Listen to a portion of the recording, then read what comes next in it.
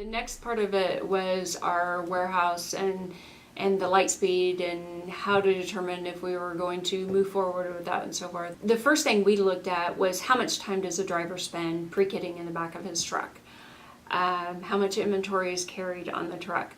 The integrity of the product that is on the truck and sits on the truck for how much time through different weather and seasons and all that kind of stuff. So that was, right when we were getting to the end of upgrading the machines and being able to dex everything, and we made the decision to move forward with pre-kitting in the warehouse with LightSpeed.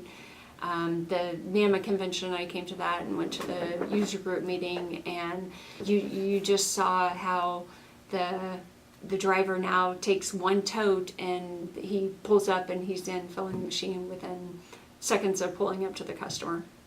So we definitely thought that would be a huge time saving and allow the driver to do more stops during the day and with better looking product in the machines.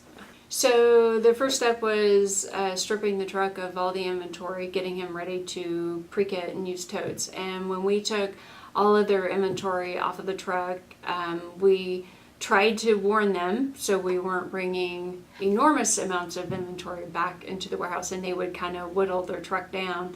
But we still saw, you're still bringing a ton of inventory that they're driving around with all day. The other things that we saw, we did this in August in Kansas, and there we have high heat and humidity, and the integrity of the product that we saw coming off the truck and putting back into our warehouse was one of the things we weren't expecting so much, and it was just phenomenal how bad the product looked. Some of it looked. Your pastries have been sitting on the truck for we don't know how long. Microwave popcorn, there's oil melted all inside the plastic and everything.